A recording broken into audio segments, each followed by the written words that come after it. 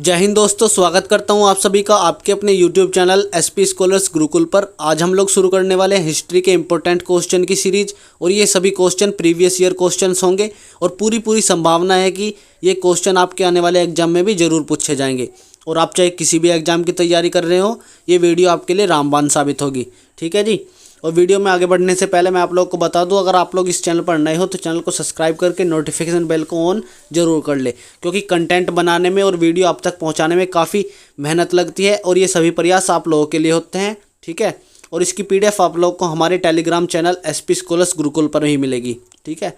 चलिए फिर अपने फर्स्ट क्वेश्चन पर चलते हैं। आज का हमारा फर्स्ट क्वेश्चन है, विजयनगर साम्राज्य का सबसे महान शासक कौन था? ऑप्शन आप सभी के सामने है और इसका सही आंसर है कृष्णदेव राय। कृष्णदेव राय विजयनगर साम्राज्य का सबसे महान शासक था। और विजयनगर साम्राज्य की स्थापना किसने की थी? हरिहर बुक्का ने की थी। कब की थी? 1336 ईस्वी में की थी। कब? 1336 ईस्वी में की थी। और जो इसमें ये किस वंश से संबंधित थे? संगम वंश से संबंधित थे। संगम वंश से संबंधित थे। ठीक है ना, याद रखेंगे। नेक्स्ट देखते हैं क्वेश्चन नंबर 2। निम्नलिखित में से किस काल को भारत का स्वर्ण काल कहा जाता है? ऑप्शन आप सभी के सामने है और ऑप्शन नंबर बी, गुप्त काल को भारत का स्वर्ण काल कहा जाता है। ठीक है ना। और बात हुई है गुप्त काल की, तो इसके जो संस्थापक है वे श्रीगुप्त है। स्थापना हुई कब थी इसकी? 240 ईस्वी में। 240 ईस्वी में हुई थी। और एक समुद्रगुप्त इनके वे रहे हैं महान शासक, सबसे महान शासक रहे हैं इसके समुद्रगुप्त, और ये 4th नंबर के शासक थे। इन्हें भारत का नेपोलियन भी कहा जाता है। समुद्रगुप्त को भारत का नेपोलियन भी कहा जाता है। और राजधानी क्या थी इसकी? आपके जो ये गुप्त काल हुआ, इसकी राजधानी थी पाटलिपुत्र। पाटलिपुत्र राजधानी। और स्कंदगुप्त इसका लास्ट शासक, अंतिम शासक हुआ है गुप्त वंश का। नेक्स्ट देखते हैं क्वेश्चन नंबर 3। महात्मा गौतम बुद्ध ने भिक्षु संघ की स्थापना कहाँ पर की? तो कहाँ पर की? वैशाली में की। वैशाली में महात्मा गौतम बुद्ध ने भिक्षु संघ की स्थापना की। और बात हुई है महात्मा गौतम बुद्ध की, तो इनका जन्म हुआ था लुम्बिनी में। कब हुआ था? 563 ईसा पूर्व में हुआ था। 563 ईसा पूर्व में हुआ था। लुम्बिनी नेपाल में पड़ता है। नेपाल में इनका जन्म हुआ था। इनके पिता का नाम था शुद्धोधन और माता का नाम था माया देवी। ठीक है। और ये थे क्षत्रिय शाक्य कुल से संबंधित थे। और इनकी वाइफ थी यशोधरा, जिनसे इनका विवाह हुआ था, यशोधरा। और इनके पुत्र थे एक राहुल। ठीक है जी। और 30 वर्ष की अवस्था में इन्होंने गृह त्याग कर दिया था। ठीक है। नेक्स्ट देखते हैं क्वेश्चन नंबर 4। भारत का दौरा करने वाला प्रथम विदेशी यात्री कौन था? ऑप्शन आप सभी के सामने है और इसका सही ऑप्शन है मैगस्थनीज। मैगस्थनीज चंद्रगुप्त मौर्य के शासनकाल में भारत आया था। चंद्रगुप्त मौर्य के शासनकाल में भारत आया था। और ये मैगस्थनीज था कौन? ये मैगस्थनीज था सेल्यूकस निकेटर। सेल्यूकस निकेटर एक यूनान का शासक हुआ है। इसका राजदूत था। ठीक है जी। और इसकी एक पुस्तक है इंडिका। इसी की पुस्तक है इंडिका। अच्छे से याद रखेंगे। नेक्स्ट की तरफ बढ़ते हैं। Question number 5। बौद्ध भिक्षुओं के लिए विख्यात विक्रमशिला विश्वविद्यालय की स्थापना किसने करवाई? 4 ऑप्शन आप सभी के सामने हैं और इसका सही ऑप्शन है धर्मपाल। धर्मपाल कौन थे? ये पाल वंश से संबंधित थे। किस वंश से? पाल वंश से। और पाल वंश की जो स्थापना की थी वो किसने की थी? गोपाल ने की थी। ठीक है जी। और की कब थी? 750 ईस्वी में की थी। कब की थी? 750 ईस्वी में। ठीक है ना। नेक्स्ट देखते हैं क्वेश्चन नंबर 6। आरंभिक वैदिक साहित्य में किस नदी का वर्णन बार बार मिलता है या सर्वाधिक बार मिलता है? तो आप लोग बताओगे। ऑप्शन नंबर सी, सिंधु घाटी नदी का वर्णन आरंभिक वैदिक साहित्य में सर्वाधिक बार मिलता है। और बात हुई है वैदिक साहित्य की। ठीक है। तो वैदिक साहित्य या फिर बोल सकते हैं वैदिक संस्कृति के जो संस्थापक थे कौन थे? आर्य थे। और आर्यों का जो निवास था वो कौन सा था? मध्य एशिया बोला जाता है, मध्य एशिया। ठीक है जी। और वैदिक जो आपका वैदिक सभ्यता थी वो एक ग्रामीण सभ्यता थी। कौन सी थी? ग्रामीण सभ्यता थी। और जो यहाँ की भाषा थी वो संस्कृत थी। ठीक है जी। संस्कृत यहाँ की भाषा थी। और कुछ इंपॉर्टेंट पॉइंट बता देता हूँ मैं। अगर आपसे पूछ लिया जाए कि उपनिषदों की संख्या कितनी थी तो आप लोग 108 बताओगे। आपसे पूछ ले जाए महापुराणों की संख्या कितनी है तो आप लोग बताओगे 18। आपसे पूछ ले जाए कि वेदांग की संख्या कितनी है तो आप लोग 6 बताओगे। ठीक है जी। और आपसे पूछ लिया जाए कि सबसे पुराण कौन सा है, सबसे प्राचीन पुराण कौन सा है तो आप लोग बताओगे मत्स्य पुराण। कौन सा पुराण? मत्स्य पुराण। और सबसे बड़ा पुराण कौन सा है? स्कंद पुराण है।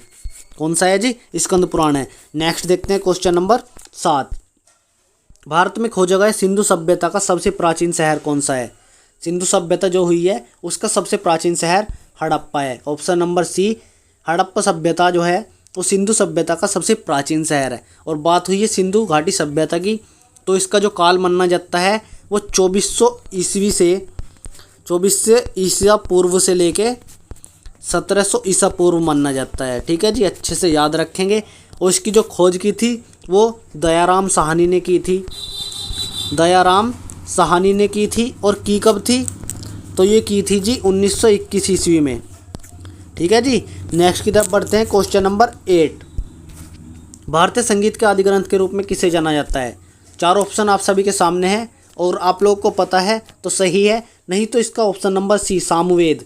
सामवेद को भारतीय संगीत का आदि ग्रंथ के रूप में जाना जाता है। और जो ये ऋग्वेद है सबसे प्राचीन वेद ऋग्वेद ही है। ठीक है जी। और इसके अंदर आपको मिलेंगे 10 मंडल मिलेंगे ऋग्वेद के अंदर। 1028 श्लोक मिलेंगे आप लोगों को इसमें। और 10,600 मंत्र मिलेंगे इसके अंदर ऋग्वेद के अंदर। ठीक है जी। और बात हुई अथर्ववेद की। अथर्ववेद को जादू टोने वाला वेद कहा जाता है। और जो यजुर्वेद है आपका, यजुर्वेद को गध व पद वाला वेद माना जाता है। ठीक है जी। नेक्स्ट देखते हैं क्वेश्चन नंबर 9। वैदिक काल के लोगों को निम्नलिखित में किस फसल का ज्ञान नहीं था? तो इसका सही ऑप्शन है ऑप्शन नंबर डी तंबाकू।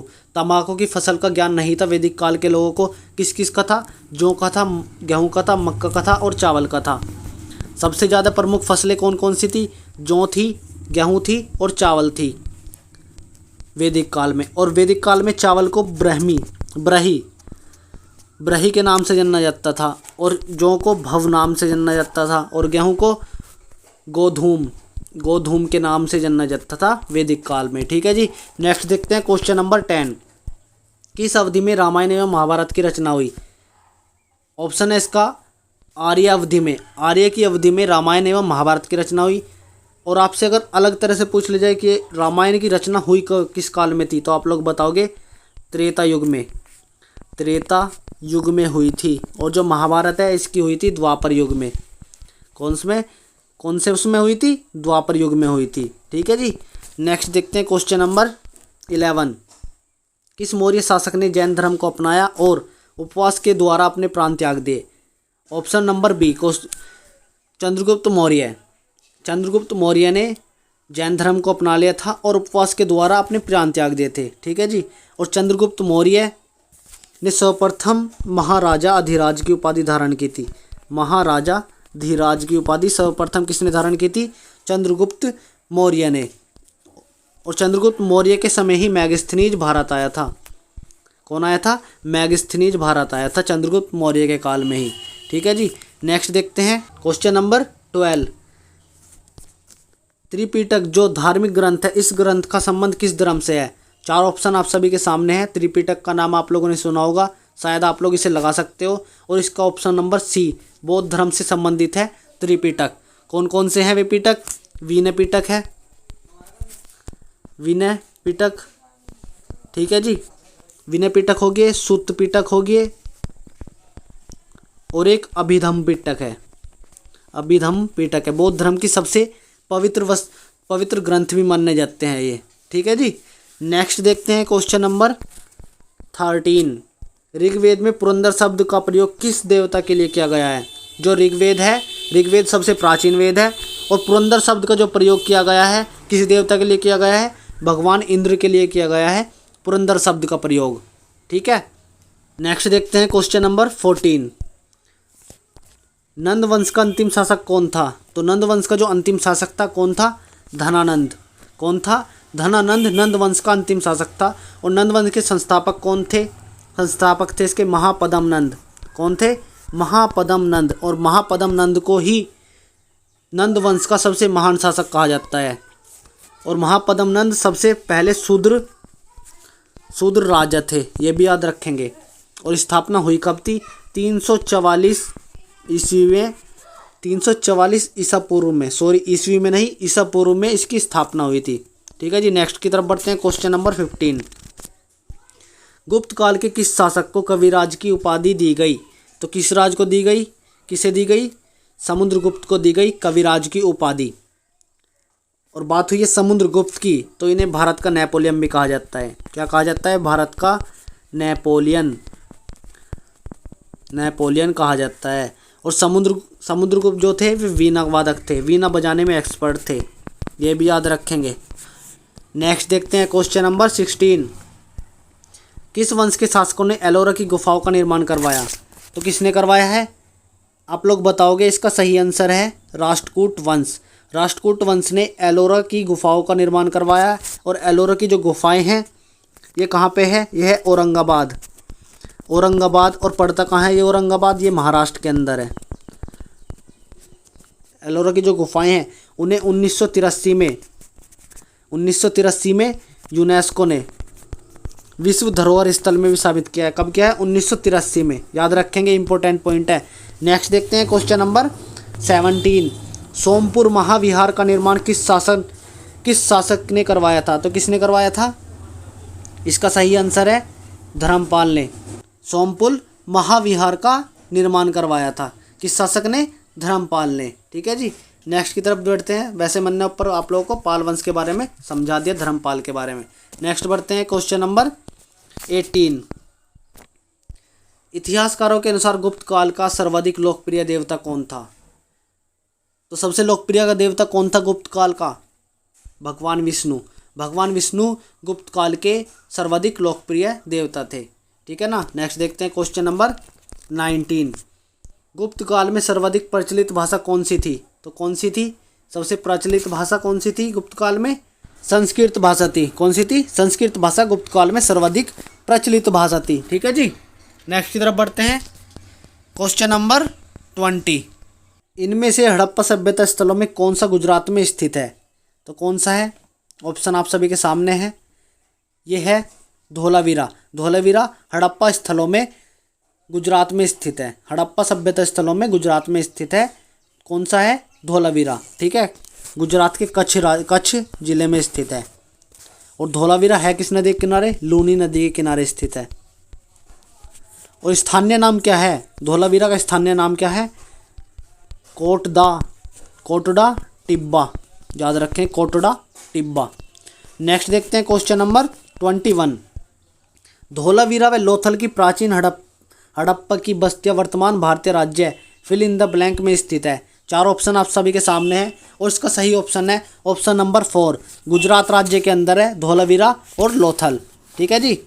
नेक्स्ट देखते हैं क्वेश्चन नंबर 22। निम्नलिखित में से कौन सा सिंधु घाटी सभ्यता का बंदरगाह शहर है? चार ऑप्शन आप सभी के सामने हैं। और इसका सही आंसर है लोथल। लोथल एक सिंधु घाटी सभ्यता का बंदरगाह शहर था। और ये कहाँ है? ये गुजरात के अंदर है। कहाँ पे है जी? गुजरात के अंदर है। ठीक है जी। अब हम नेक्स्ट देखते हैं क्वेश्चन नंबर 23। इनमें से हड़प्पा सभ्यता स्थलों में कौन सा पाकिस्तान में स्थित नहीं है? तो पाकिस्तान में कौन सा स्थित नहीं है? ऑप्शन आप सभी के सामने हैं। और इसका सही ऑप्शन है ऑप्शन नंबर बी, शोरतुगाई। शोरतुगाई कहाँ पे है? अफ़गानिस्तान में है। कहाँ पे है जी?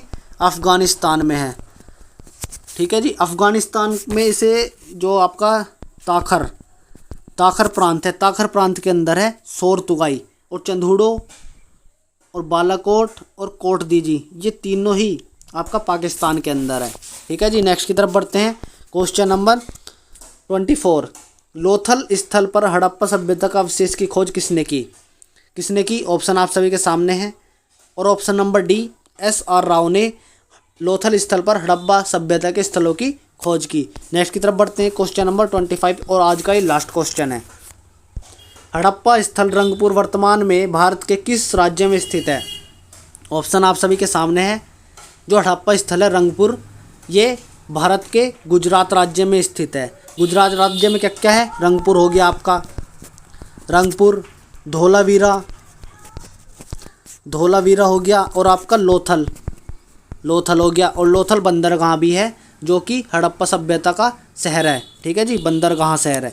ठीक है, तो ये थे आज के 25 क्वेश्चन। और आप लोग यकीन करना, ये सभी प्रीवियस ईयर क्वेश्चन थे और ऐसे ही क्वेश्चन मैं आप लोगों को आगे भी देने वाला हूँ। ठीक है जी, और अगर आप लोगों को वीडियो अच्छी लगी हो तो वीडियो को लाइक ज़रूर करिएगा और हमारे इस छोटे से चैनल को सब्सक्राइब करके हमें सपोर्ट ज़रूर करिएगा। ठीक है, चलिए फिर मिलते हैं नेक्स्ट वीडियो में। जय हिंद फ्रेंड्स।